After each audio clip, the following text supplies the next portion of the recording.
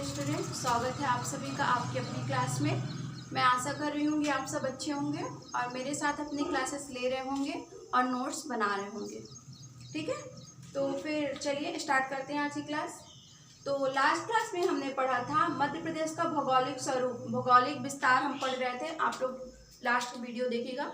तो उसमें हमने पढ़ा था मध्य प्रदेश का भौगोलिक विस्तार के बारे में कि मध्य प्रदेश में ये वाला हिस्सा क्या कहलाता है, ये हिस्सा क्या कहलाता है, ये हिस्सा है ना, कहाँ मालवा का पठार है, कहाँ बघेलखंड का पठार है, किसे मध्य भारत का पठार कहते हैं, किसे बुंदेलखंड का पठार कहते हैं। ये हमने भौगोलिक स्वरूप कॉमन सी चीज़ें पढ़ी है। तो जो नहीं देखे प्लीज़ प्रीवियस ईयर का वीडियो देख लीजिए, प्रीवियस वीडियो देख लीजिए। उसके बाद फिर हम ये आप लोग ये क्लास लीजिए तो आपको समझ में आएगा ज़्यादा अच्छे से। ठीक है, इतना बता देते हैं कि मध्य प्रदेश को भौगोलिक स्वरूप में मुख्यतः जो है मेन जो है तीन भागों में विभाजित किया गया है और समानतः जो है 7 में। वो मुख्यतः तीन क्या क्या है, एक हमारा है मध्य भारत का पठार, एक हमारा है,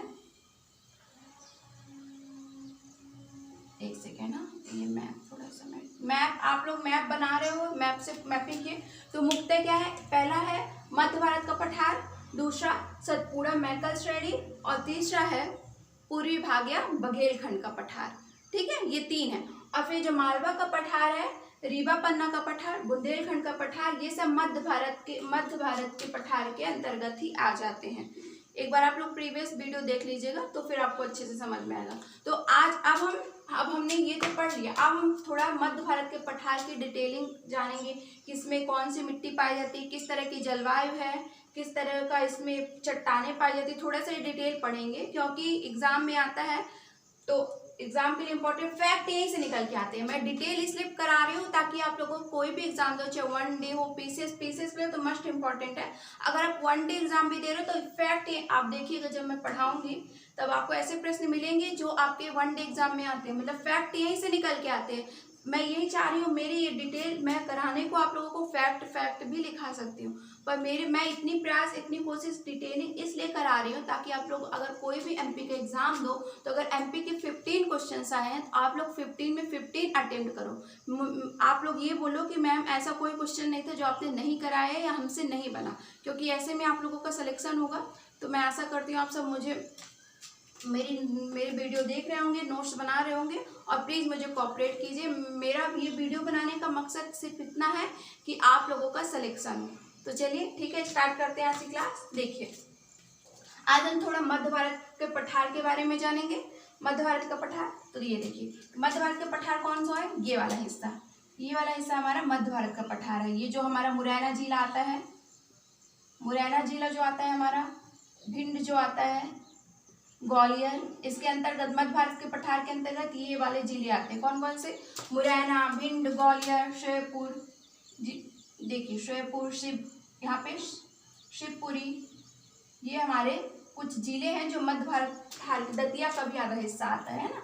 ये हमारा कुछ जिला है जो मध्य भारत पठार के अंतर्गत आता है। कौन कौन से, मुरैना, भिंड, ग्वालियर, श्योपुर, शिवपुरी। ठीक है, अब देखिए इसकी मध्य भारत के पठार की स्थिति क्या है। जैसे हमारे मध्य प्रदेश की स्थिति है, मध्य प्रदेश का स्थिति है ना, उत्तरी अक्षांश में कुछ और देशांतर में स्थिति कितनी है, जल्दी से कमेंट करके बताइए। मध्य प्रदेश का अक्षांश और देशांतरीय विस्तार, चलिए देखते हैं। तो इसी तरह से मध्य भारत के पठार, ये मध्य भारत के पठार की क्या है स्थिति हम जानेंगे।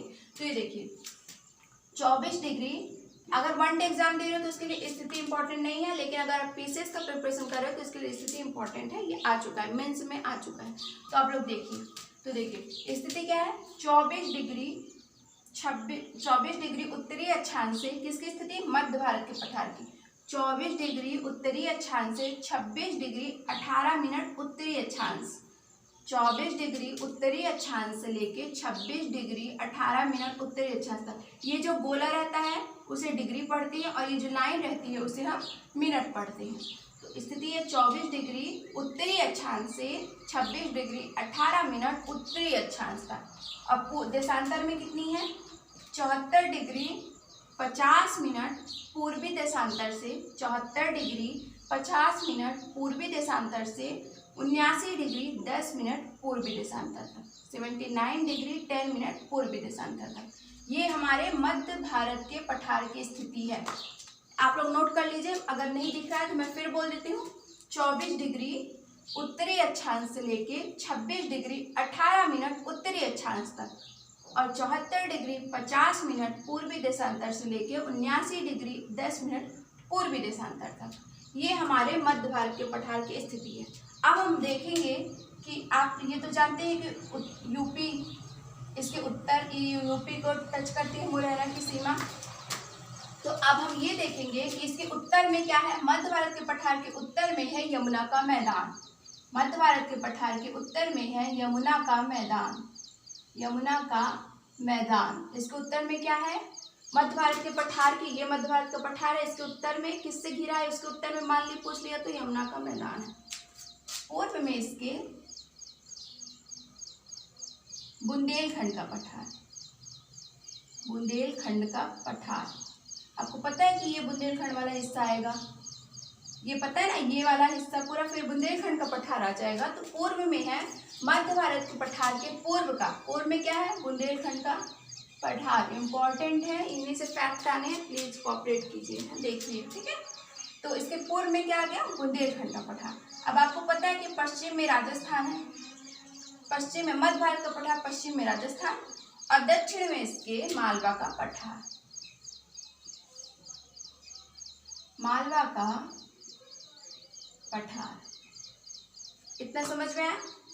जो हमारा मध्य भारत का पठार है, इसके उत्तर में यमुना का मैदान, पूर्व में बुंदेलखंड का पठार, पश्चिम में राजस्थान और दक्षिण में मालवा के पठार से घिरा हुआ है, ठीक है। इतना हो गया। चलिए अब हम देखते हैं यहाँ की जलवायु कैसी है। अब मध्य भारत पठार की जलवायु देखते हैं, जलवायु कैसी है ना, जलवायु कैसी है यहाँ की देखेंगे हम, दिख रहा है। तो अगर आ गया मेंस के लिए तो बहुत ज़्यादा इम्पोर्टेंट है, एमपी की हर एक चीज़, तो देखते रहिए। और वनडे एग्जाम में तो आपके फैक्ट निकल के ही आने हैं, तो चलिए देखते हैं। तो यहाँ की जो जलवायु है वो महाद्वीपीय प्रकार की जलवायु है, महाद्वीपीय। अब महाद्वीपीय जलवायु क्या होती है, देखिए, जो हमारा महाद्वीप होता है, महाद्वीपीय जलवायु वो होती है जो कि अगर गर्मी पड़ रही है तो बहुत ज़्यादा गर्मी होगी, मतलब जल्दी से गर्म हो जाएगा, और अगर ठंडी पड़ रही है तो ज़्यादा ठंड पड़ेगी, मतलब ज़्यादा ही ठंडी हो जाएगी, जल्दी से ज़्यादा ठंडी हो जाएगी। महाद्वीपीय जलवायु वो होती है, महाद्वीपीय जलवायु मतलब कि अगर गर्मी पड़े तो अत्यधिक गर्मी, ठंडी पड़े तो अत्यधिक ठंडी, क्योंकि जल्दी से गर्म हो जाता है गर्मी में और ठंडी में जल्दी से ठंड आ जाता है। इसके विपरीत अगर महासागरीय जलवायु कहेंगे तो महासागरीय इसके अपोजिट होती है, महासागरीय में देर से गर्म होती है और देर से ठंडा होता है। तो यहाँ की जलवायु गर्मी में अधिक गर्मी, लिख लीजिए, नोट कर लीजिए। ये हम क्या बता रहे हैं, मध्य भारत के पठार, मध्य भारत का पठार ये वाला हिस्सा है, ये वाला है जिसके अंतर्गत ये मुरैना, भिंड, श्योपुर, ग्वालियर ये सारी आती है ना जिले, तो ये है मध्य भारत का पठार हमारे मध्य प्रदेश का, इसे हम मध्य भारत का पठार कहते हैं। तो इसकी जलवायु गर्मी में अधिक गर्मी,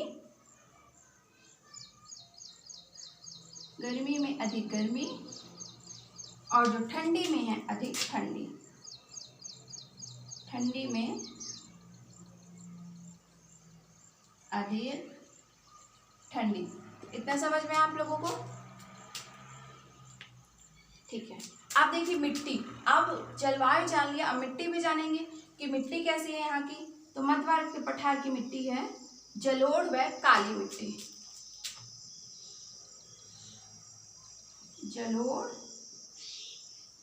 व काली मिट्टी, काली और रेतीली मिट्टी भी पाई जाती है, पर मुख्यतः जलोढ़ मिट्टी पाई जाती है, रेतीली मिट्टी भी।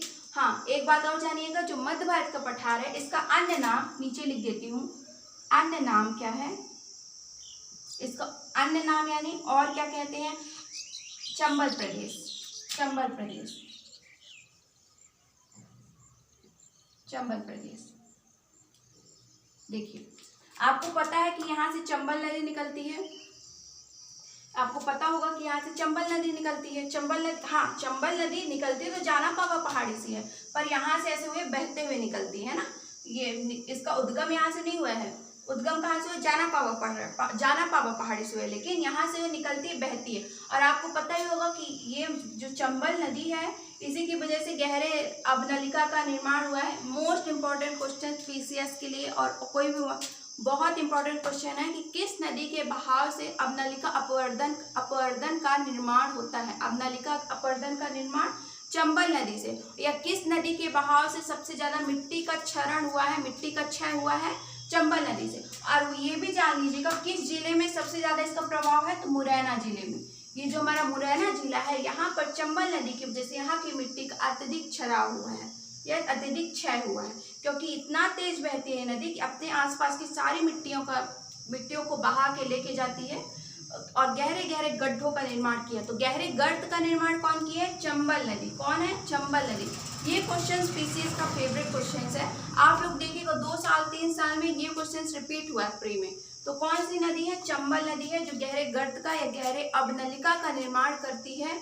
और सबसे ज्यादा प्रभावित जो है मध्य भारत के पठार में, वो है मुरैना जिला।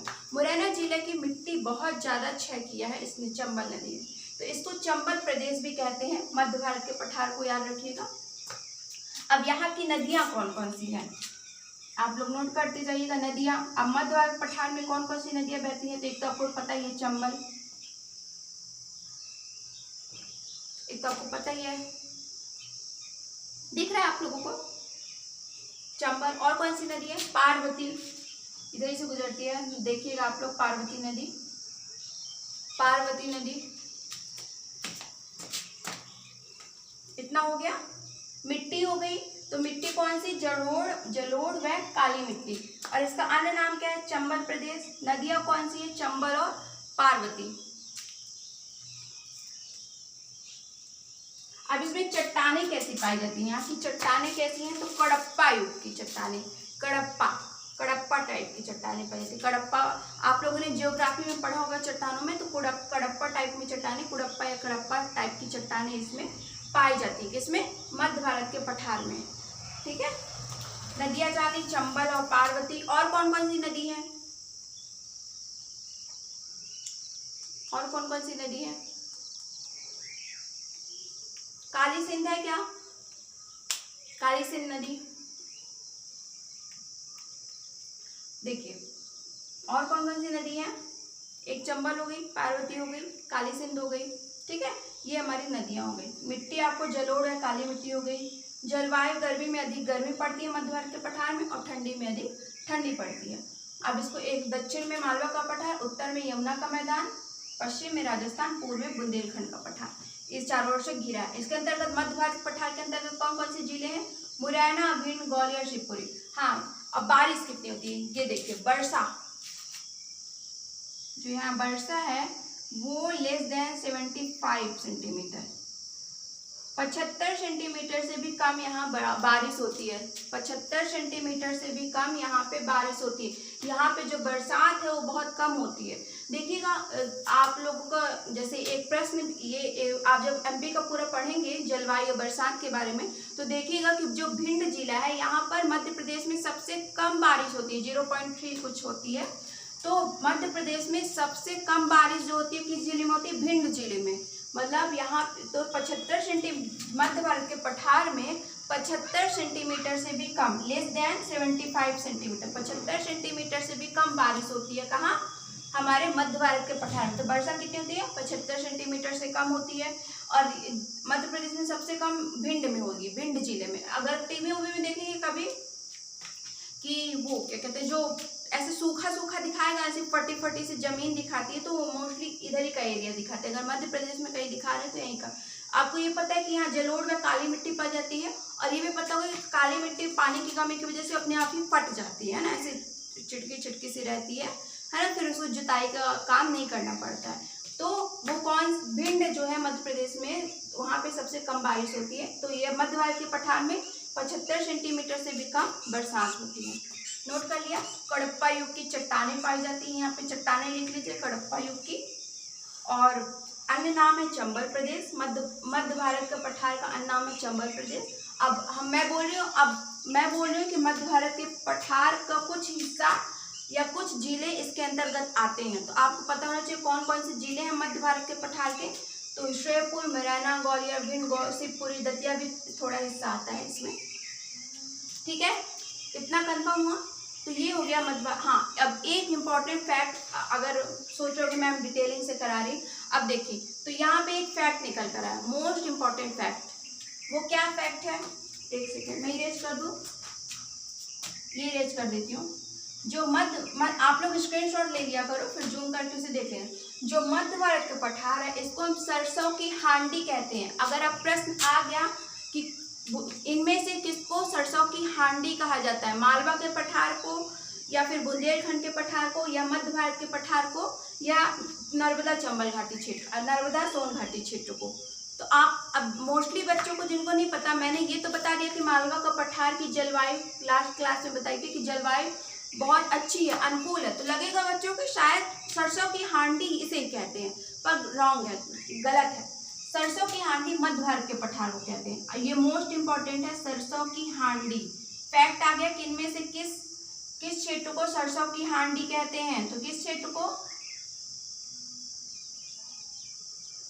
मध्य भारत के पठार को इसको ही सरसों की हांडी कहते हैं, क्योंकि जो हमारे सरसों का फसल है उसके उत्पादन में इसका प्रथम स्थान है। मध्य भारत के पठार का अग्रणी है ये, यहाँ पे सबसे ज्यादा सरसों की फसल उत्पादन होता है इन जिलों में, इसलिए मध्य भारत के पठार को सरसों की हांडी कहते हैं। ये फैक्ट लिख लिया आप लोगों ने, रेड पेन से डॉट कर करके लिख लीजिएगा, ये बहुत इंपॉर्टेंट फैक्ट है। देखिए अब ऐसे ही तो फैक्ट निकल के आते हैं, जब एक एक चीज आदमी कराता है ना तो याद आता जाता है, हाँ ये। तो हमारा कोशिश यही है कि अगर 15 क्वेश्चन आ रहे हैं, 10 क्वेश्चन आ रहे हैं, तो 10 में 10 MP के आप लोग अटेम्प्ट करो और उसी से आप लोग को सिलेक्शन होना है। अगर आप लोग 10 में 7 कर रहे हो, 8 कर रहे हो, 9 कर रहे हो, तो मुझे नहीं लगता कि ये सही है। 10 में 10 करो, मेरी कोशिश यही है, इसलिए मैं इतनी डिटेलिंग से करा रही हूँ आप लोगों को। कोई डाउट हो कमेंट करो, पूछ लो, ठीक है। चलिए ये इतना हो गया हमारा मध्य भारत का पठार। अब हम नेक्स्ट, अब आगे क्या जानेंगे, लिख लिया आप लोगों ने सरसों की हांडी। चलिए अब इसे इरेज कर देती हूँ मैं, इरेज कर दूँ ना।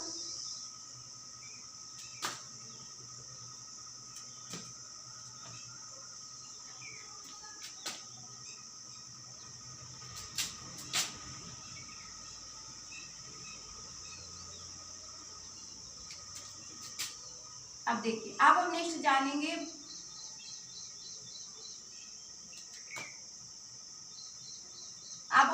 बुंदेलखंड के पठार के बारे में। बुंदेलखंड के पठार के बारे में अभी तक हम लोगों ने क्या जाना, अभी तक हम लोगों ने जाना इसके बारे में, मध्य भारत के पठार के बारे में। अब आप लोग को पता है कि जो मध्य भारत का पठार, इसी के अंतर्गत बुंदेलखंड का पठार आता है, लेकिन यहाँ की क्या विशेषताएं हैं हम लोग को जानना चाहिए ना, तो यहाँ से भी प्रश्न आ सकते हैं, तो चलिए जानते हैं, ठीक है। अब इसकी स्थिति के बारे में जानेंगे, स्थिति के बाद इसका पूरा, एक सेकेंड, अब इसकी स्थिति के बारे में जानेंगे, स्थिति के बाद इसका पूरा स्वरूप जानेंगे। चलिए स्टार्ट करते हैं, ठीक है। तो फिर आप लोगों ने जो मैंने ट्रिक बताई थी, ये वाली कर्क रेखा वाली, तो क्या आप लोगों ने इसके जिले मैच कर लिए हैं? मैंने बताई थी जो रउआ, राशि, भवरासा, दमजा, कटनी, उमरासा। क्या आप लोगों से रा से कौन सा जिला आ रहा है, ओ से क्या जिला आ रहा है, आप लोगों ने मैच किया? नहीं किया? चलिए कोई बात नहीं, हम बाद में आपको इसी क्लास में लास्ट तक में आप लोग को बता देंगे, ठीक है उसको। चलिए अभी हम इसको करते हैं। अब आ गया हमारा टॉपिक, अब हम लोग दूसरा पढ़ रहे हैं बुंदेलखंड का पठार, ठीक है। तो बुंदेलखंड का पठार कौन सा हिस्सा हो गया, ये वाला हिस्सा, ये जो हिस्सा हो गया कुछ हमारा बुंदेलखंड का पठार हो गया, जिसमें हमारा टीकमगढ़ जिला आता है, टीकमगढ़, निवाड़ी, और कौन सा आता है बताइए, छिंदवाड़ा आता है क्या, यस या नो? नहीं आता, छतरपुर आता है। किसने किसने यस बोला है? छिंदवाड़ा आता है क्या? नहीं आता, छिंदवाड़ा तो इधर नीचे है ना, तो वो कहाँ से बुंदेलखंड में आ जाएगा, छतरपुर आएगा। तो ये जो टीकमगढ़, निवाड़ी, छतरपुर हो गए, इसको हम कहते हैं बुंदेलखंड। क्या कहते हैं? बुंदेलखंड। इसके अंतर्गत ये वाले जिले आते हैं। बुंदेलखंड का पठार, हम क्या पढ़ रहे हैं? बुंदेलखंड का पठार, जो कि मध्य भारत पठार के अंतर्गत ही आता है ना। तो बुंदेलखंड का पठार, अब हम इसको पढ़ते हैं। तो देखिए, अब बुंदेलखंड के पठार की स्थिति क्या है, चलिए जानते हैं। पीसीएस दे रहे हो तो स्थिति बहुत इंपॉर्टेंट है, वन डे एग्जाम के लिए इतनी स्थिति इंपॉर्टेंट नहीं है। तो जो इसकी स्थिति है बुंदेलखंड के पठार की, वो है 24 डिग्री उत्तरी अक्षांश से लेके 24 डिग्री उत्तरी अक्षांश से लेके 26 डिग्री 22 मिनट उत्तरी अक्षांश तक। कितनी है? 24 डिग्री, नोट कर लीजिए,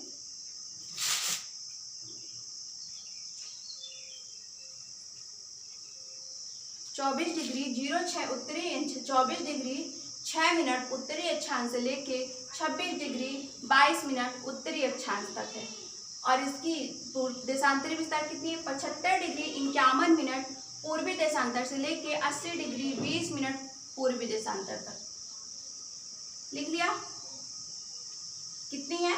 24 डिग्री 6 मिनट उत्तरी अक्षांश से लेके 26 डिग्री 22 मिनट उत्तरी अक्षांश तक और 75 डिग्री 51 मिनट उत्तरी अक्षांश से लेके 80 डिग्री 20 मिनट 75 डिग्री 51 मिनट पूर्वी देशांतर से लेके 80 डिग्री 20 मिनट पूर्वी देशांतर तक। स्क्रीनशॉट ले लीजिएगा। इतना हो गया। अब देखिए, जो हमारा बुंदेलखंड का पठार है, इसमें टीकमगढ़, निमाड़ी, छतरपुर, ये सारे जिले, कुछ अदतिया भी आता है, ठीक है, अदतिया। और बुंदेलखंड का आधा भाग जो यूपी में जाता है, आधा हिस्सा इसका उत्तर प्रदेश में भी जाता है ना, आधा हिस्सा इसका यूपी में भी है बुंदेलखंड के पठार का। तो देखिए, अब बुंदेलखंड के पठार में उत्तर में कौन क्या है बताइए? बुंदेलखंड के पठार के उत्तर में क्या है, क्या हो सकता है? आपको पता है कि इधर यूपी लगा है, इधर पूरा यमुना का मैदान फैला है, तो इसके भी उत्तर में यमुना का मैदान होगा। किसके? बुंदेलखंड पठार के उत्तर में क्या होगा? यमुना का मैदान। यमुना दिख रहा है? दिख रहा है? अब इसके दक्षिण में क्या हो जाएगा? दक्षिण में इसके क्या है? विंध्याचल। विंध्याचल का पर्वत आप लोगों ने नाम सुना होगा। इसके दक्षिण में, किसके दक्षिण में? बुंदेलखंड के पठार। बुंदेलखंड का पठार पढ़ा रही हूँ, इसकी डिटेलिंग थोड़े बताऊंगी कि यहाँ कैसी मिट्टी है, जलवायु कैसी है, वर्षा कैसी है। तो इसकी जो विंध्याचल है, जो इसका दक्षिण में है, तो ये दक्षिण में विंध्याचल श्रेणी से घिरा हुआ है। इसके उत्तर में यमुना का मैदान है। बुंदेलखंड पठार के उत्तर में यमुना का मैदान और दक्षिण में विंध्याचल है। अब पूर्व में क्या है? पूर्व में है बघेलखंड।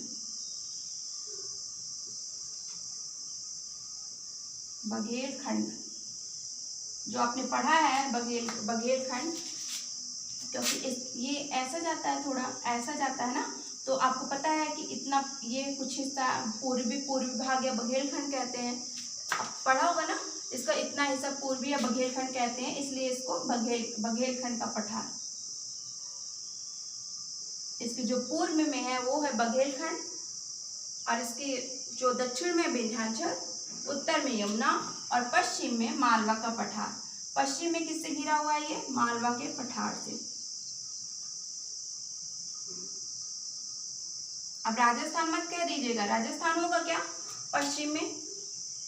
इसका ये वाला हिस्सा ऐसे आ रहा है और मालवा का पठार आप लोगों को मैंने इसे बताया था, ये पूरा मालवा का पठार का हिस्सा हो गया। तो ये पश्चिम में कुछ हिस्सा मालवा के पठार का आएगा। आप लोगों ने फर्स्ट इससे पहले वाला वीडियो, प्रीवियस वीडियो देखोगे तो आपको थोड़ा समझ में आ जाएगा। मैंने बनाया था ना, ऐसे बनाया था ना, ये मालवा का पठार, तो ये पश्चिम साइड हो जाएगा, तो पश्चिम में मालवा का पठार हो गया, दक्षिण में विंध्याचल हो जाएगा, उत्तर में यमुना का मैदान और पूर्व में बघेलखंड का पठार। बघेलखंड का पठार ऐसे आता है, पूरा पूर्वी भाग है बघेलखंड का पठार। ठीक है, समझ में आ गया? देखिए, अब जो ये हमारा बुंदेलखंड का पठार है, ये असमान ऊंचाइयों वाला, मतलब ऊबड़ खाबड़ बुंदेलखंड का पठार बहुत ऊपर नीचे है। ठीक है, तो देखिए अब मेन इंपॉर्टेंट फैक्ट है, सबसे इंपॉर्टेंट, ऊपर नीचे। तो बुंदेलखंड के पठार की सबसे ऊंची चोटी है सिद्ध बाबा। क्या है? बहुत इंपॉर्टेंट, मोस्ट इंपॉर्टेंट, बुंदेलखंड के पठार। अब ये क्वेश्चन आ गया कि बुंदेलखंड के पठार की सबसे ऊंची चोटी कौन सी है? किसी को पता है? या फिर बुंदेलखंड के पठार की सबसे ऊंची चोटी की लंबाई कितनी है? पता है? ये फैक्ट देखिए, फैक्ट यहीं से आता है, तो लिख लीजिए बुंदेलखंड के पठार की सबसे ऊंची चोटी, बुंदेलखंड पठार की सबसे ऊंची चोटी, सबसे ऊंची चोटी कौन सी है? सिद्ध बाबा। ये सिद्ध बाबा लिख लिया, जिसकी ऊंचाई है 1172 मीटर, जिसकी ऊंचाई है 1172 मीटर। किसकी? सिद्ध बाबा की। 1172 मीटर जो है, 1172 मीटर सबसे ऊंची चोटी बुंदेलखंड के पठार की सिद्ध बाबा है। अब प्रश्न यहीं से आता है, तो आपको पता होना चाहिए कि बुंदेलखंड के पठार की सबसे ऊंची चोटी है सिद्ध बाबा, जिसकी लंबाई है 1172 मीटर। ठीक है। अब मतलब बुंदेलखंड बहुत ऊपर नीचे, इसका प्लेन ऐसे प्लेन जमीन नहीं है ना, ऊपर उबड़ खाबड़ है। आप देखिए इस जो बुंदेलखंड का पठार है, इसकी ढाल जो है ना उत्तर की तरफ है, उत्तर की साइड इसका ढाल है। इसकी ढाल जो है ऐसे, ढाल जो है ऐसे नहीं, ऊपर से नीचे तक ऐसे ढाल होती है, तो ये किसकी साइड है? उत्तर की साइड है। ठीक है। अब जानेंगे, आप लोगों ने ये जान लिया कि बुंदेलखंड का पठार किससे किससे घिरा हुआ है। अब ये जान लिया कि इसकी सबसे ऊंची चोटी क्या है। अब इसकी जलवायु जान लीजिए, इसे इरेज कर दो, यहीं पे कर देती हूँ। ठीक है। जलवायु, तो इसकी जलवायु भी मध्य भारत के पठार की तरह महाद्वीपीय जलवायु है। गर्मी में अधिक गर्मी और ठंडी में अधिक ठंडी। किसकी? बुंदेलखंड की। नोट कर लीजिए, गर्मी में अधिक गर्मी, गर्मी में अधिक गर्मी और ठंडी में अधिक ठंडी, ठंडी में अधिक ठंडी। लिख लिया। अब इसके बाद यहाँ पे वर्षा कितनी होती है? वर्षा, बारिश कितनी होती है? नोट कीजिए, वर्षा जो है यहाँ पे 75 सेंटीमीटर से 105 सेंटीमीटर तक होती है। 75 सेंटीमीटर से 105 सेंटीमीटर के बीच होती है। 105 होगा या 103 कहीं कहीं लिखा रहेगा, तो आप लोग कंफ्यूज मत होइएगा। 175 सेंटीमीटर से लेकर 103 सेंटीमीटर तक वर्षा होती है। कहाँ? बुंदेलखंड के पठार में 75 सेंटीमीटर से लेकर 103 सेंटीमीटर तक यहाँ बारिश होती है। आप लोगों ने बुंदेलखंड का पठार पढ़ रहे हो। बुंदेलखंड के पठार में निवाड़ी, टीकमगढ़, छतरपुर, ये वाला जो एरिया है ये आता है। बुंदेलखंड के पठार की सबसे ऊंची चोटी है सिद्ध बाबा, इसकी लंबाई है 1172 मीटर। इसकी जलवायु है गर्मी महाद्वीपीय टाइप की, यानी गर्मी में अधिक गर्मी रहती है, ठंडी में अधिक ठंडी रहती है। वर्षा यहाँ होती है 75 सेंटीमीटर से 103 सेंटीमीटर। अब यहाँ की मिट्टी कौन सी है? मिट्टी जानेंगे, तो मिट्टी यहाँ की है लाल पीली मिट्टी। कौन सी मिट्टी है? मिट्टी यहाँ की लाल पीली मिट्टी है। तो जगह इतना इरेज कर देती हूँ, आप लोगों ने समझ लिया होगा। तो यहाँ की मिट्टी जो है, कौन सी मिट्टी पाई जाती है? लाल पीली मिट्टी, लाल पीली मिट्टी। ठीक है। जो यहाँ की मिट्टी है लाल पीली, और यहाँ की चट्टान जो है ग्रेनाइट व नीस टाइप की होती है। चट्टान ग्रेनाइट व नीस की बनी हुई है। ग्रेनाइट व नीस। आप लोगों ने जियोग्राफी में पढ़ा होगा कि ये चट्टानों के प्रकार होते हैं, तो ग्रेनाइट व नीस टाइप की चट्टानें हैं। इतना कर लिया आप लोगों ने।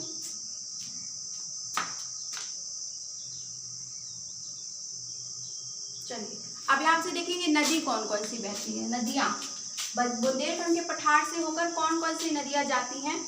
तो पहली नदी है केन नदी, आप लोग को पता हो, केन नदी, धसान नदी और बेतवा नदी। देखिएगा बेतवा नदी भी कुछ ऐसे बहती है, केन नदी, धसान नदी। जगह नहीं बची यहाँ पे लिख देती हूँ। ठीक है।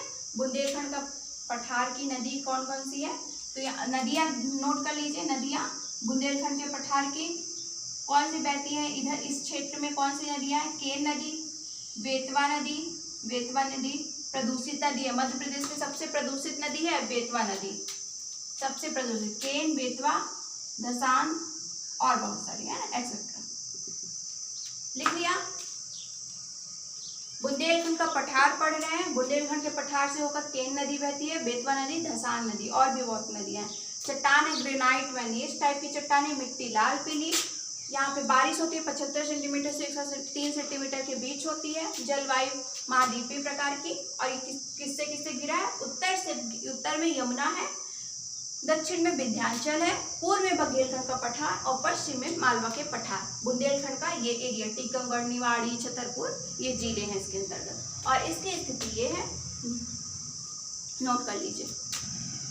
मैं आशा करती हूँ आप लोग को समझ में आ रहा होगा। थोड़ी भी डाउट है तो कमेंट कीजिए, कमेंट करेंगे तो मैं आपका पूरा डाउट क्लियर करूँगी। जो समझ में नहीं आता तो आप लोग प्लीज़ बताइए। ये क्लास मैं आप ही लोगों के लिए बना रही हूँ, आप लोगों के लिए यूजफुल हो तो प्लीज़ आप लोग को जो डाउट हो पूछिए, ठीक है। अब देखिए, अब इसको इरेज कर दो। ये बुंदेलखंड का पठार और मध्य भारत का पठार कंप्लीट हो गया। अगर यहाँ से कुछ प्रश्न आता है कि किस टाइप की मिट्टी है, किस टाइप का जलवायु है, कितनी बारिश होती है, तो आई होप कि अब आप लोगों को पूरा समझ में आ गया है। चलिए, हाँ, एक चीज मैं और आप लोगों को बोल रहे थे बहुत लोगों ने, शायद मैंने कर्क रेखा 14 जिलों से होकर गुजरती है बता दिया था और वो जिलों के नाम भी बता दिया था। लेकिन जो मैंने ट्रिक बताई थी रउआ, राशि, भभरासा, दमजा, कटनी, उमरासा, तो शायद कुछ बच्चों ने तो मैच कर लिया होगा। जो कुछ बच्चों ने उससे जिला मैच करते नहीं बनाया, तो एक बार मैं बता देती हूँ, ठीक है। एक बार बता देती हूँ तो आप लोग कर लीजिएगा।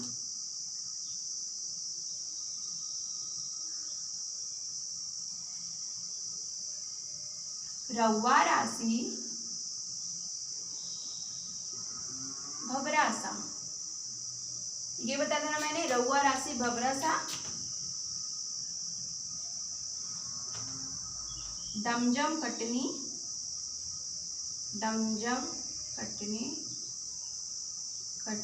उमरासा।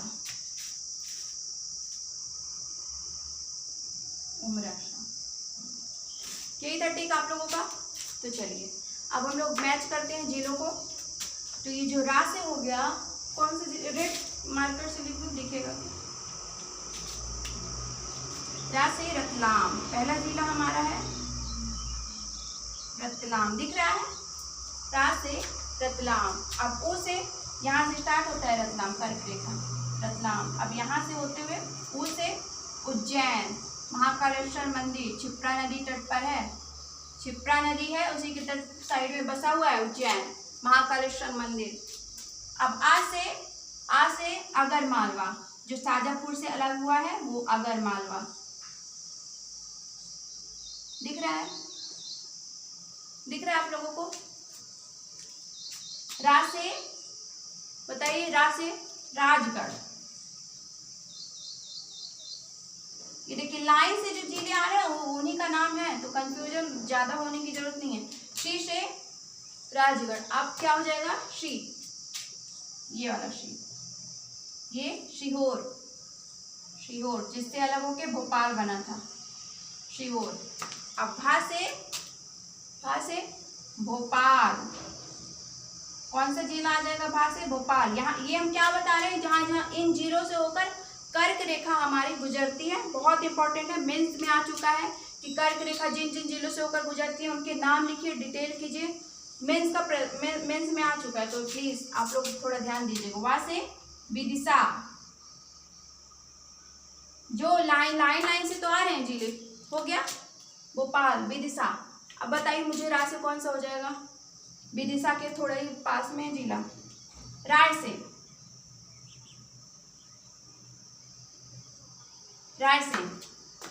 भा से भोपाल, वा से विदिशा, रा से रायसेन, शा से सागर। पहली लाइन कंप्लीट हो गई। रा से रतलाम, ऊ से उज्जैन, आ से आगर मालवा, रा से राजगढ़, रउआ रा, सी से सीहोर, भा से भोपाल, वा से विदिशा, रा से रायसेन, शा से सागर। पहली लाइन कंप्लीट। अब देखिए, अब हम जानेंगे दूसरी लाइन। तो ये पूरा दम मैंने बताया था कि मतलब शब्द जो है, दो शब्द जो भी हैं वो भी डिनोट करते जिलों को, ऐसा नहीं एक वर्ड। तो दमोह, एक अक्षर नहीं, दमोह, दम से पूरा जिला हो जाएगा दमोह। जब से जबलपुर, कटनी तो है ही ऑलरेडी, नाम पूरा आ ही रहा है। उसे उमरिया, कटनी आ रहा है ना, कटनी पूरा लिखा तो है। उमरा से पूरा आप लोगों का आ गया उमरिया और शा से शहडोल। ये उमरा पूरा लिया है नीचे वाली लाइन में, जब पूरा है जब से जबलपुर, दम पूरा दम से दमोह, कटनी, उमरा से उमरिया, शा से शहडोल, शहडोल, दम से दमोह, जब से जबलपुर, कटनी, उमरिया, शहडोल। ये हो गए। अब काउंट कीजिए कितने जिले हैं। 1 2 3 4 5 6 7 8 9 10 11 12 13 14 14 जिले हो गए ना। तो ये सारे 14 जिले जो हैं वो इन 14 जिलों से होकर हमारी मध्य प्रदेश राज्य में कर्क रेखा गुजरती है। ये कर्क रेखा।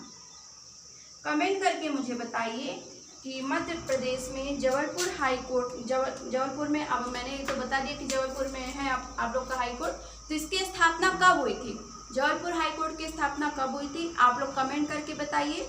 और बताइए कि मध्य प्रदेश के पहले मुख्यमंत्री कौन थे, पहले राज्यपाल कौन थे, पहले मुख्यमंत्री और पहले राज्यपाल के बारे में मुझे बताइए।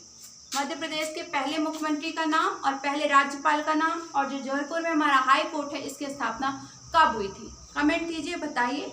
और ये आप लोगों का मैंने ट्रिक था, इसको बता दिया कि कौन से जिले आएंगे इस ट्रिक में। ठीक है, आज की क्लास में इतना ही। अब नेक्स्ट क्लास में हम लोग करेंगे। Thank you. क्या पढ़ा है।